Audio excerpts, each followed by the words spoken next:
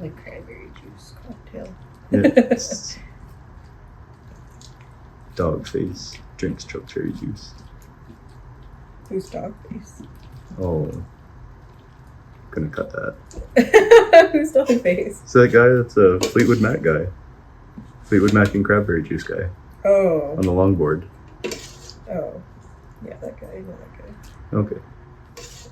Golly.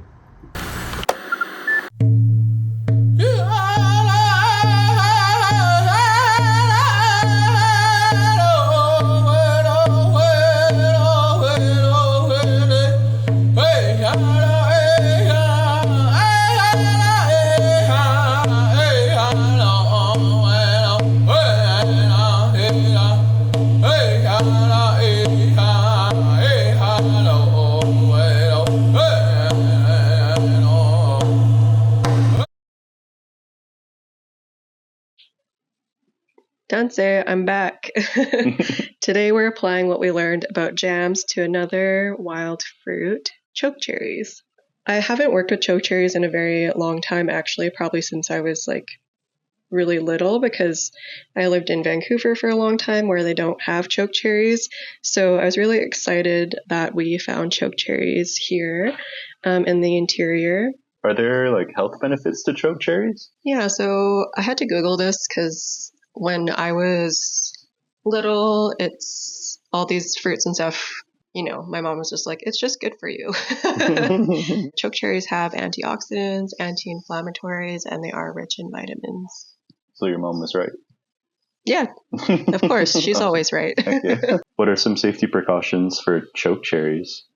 Chokecherries, like many other stone fruits or fruits with pits, have some toxins within the pits. So it is really important to separate the fruit from the pit.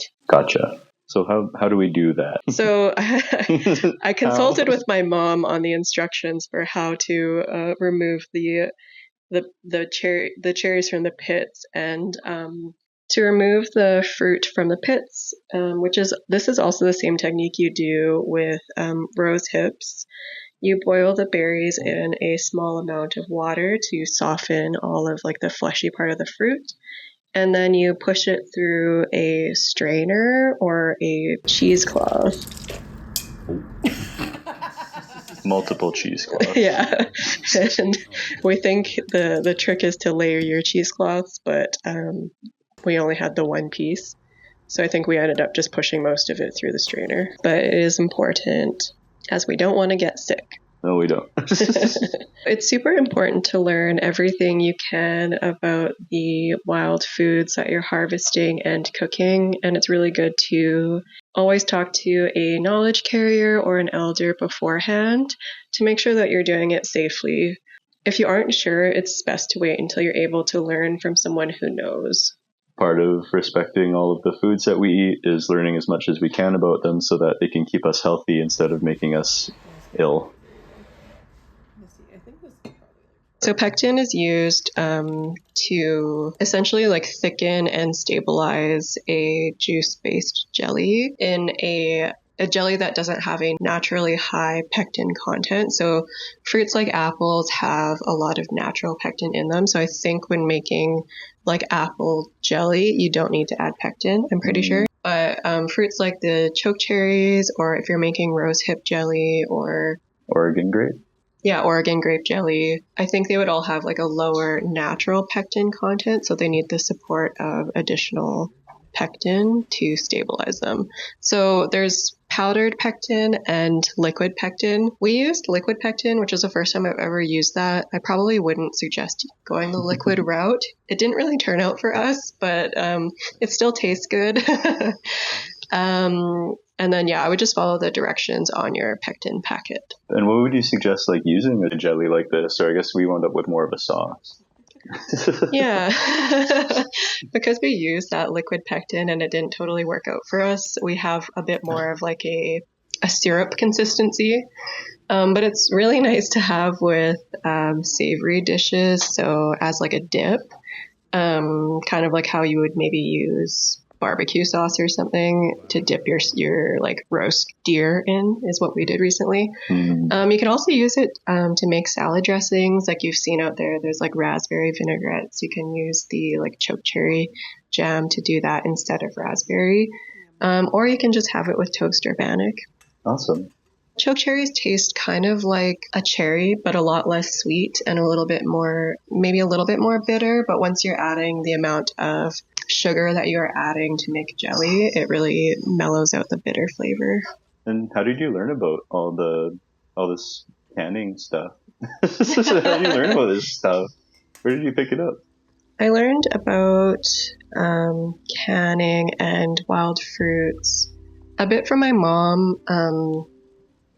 She taught me a lot about wild fruits when I was little, and wild plants that she learned from her grandparents. We definitely grew up very poor, and my mom's grandparents were the type who really lived on the land and did a lot of harvesting and preserving. So anything that my mom taught me, she learned from her grandparents. And then I also worked in a bakery for a while where I learned a little bit more of the technical stuff. It definitely sounds like the base of your knowledge comes from your family. Do you feel like the stuff that you learned while you worked in the bakery and kind of learned more techniques and kind of stuff like that, do you feel like that, I don't want to say like improved necessarily, but do you think that kind of like expanded the horizons of what you could cook with the wild foods, or like kind of opened new opportunities to experiment or anything like that? I think working in a bakery definitely expanded my creative thinking when it comes to working with wild foods, and building the confidence to experiment more.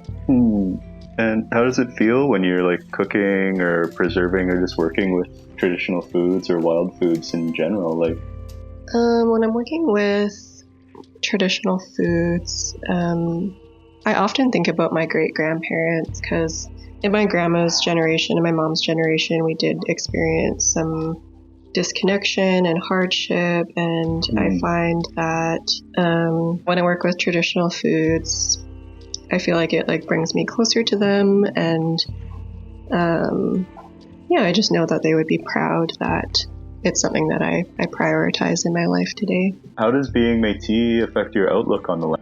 I think part of being Métis is being in relationship with the land, and by learning how to properly harvest traditional foods and preserve traditional foods, it brings more connection to the land and responsibility, I think, in kind of walking lightly and being responsible as a harvester.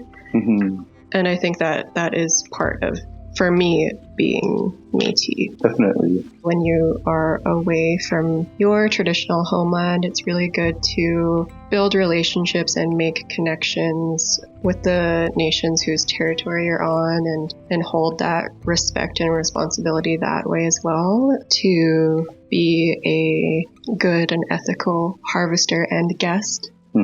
Merci everyone for watching these videos.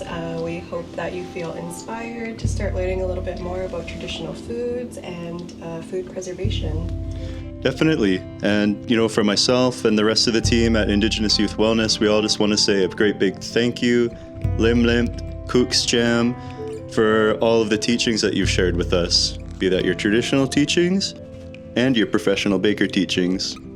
Merci. So with all that, we want to say, how do you say goodbye, Mitch? How do you say goodbye, Mitch? We don't say goodbye. Oh. We say Koapamatin, which means I'll see you again.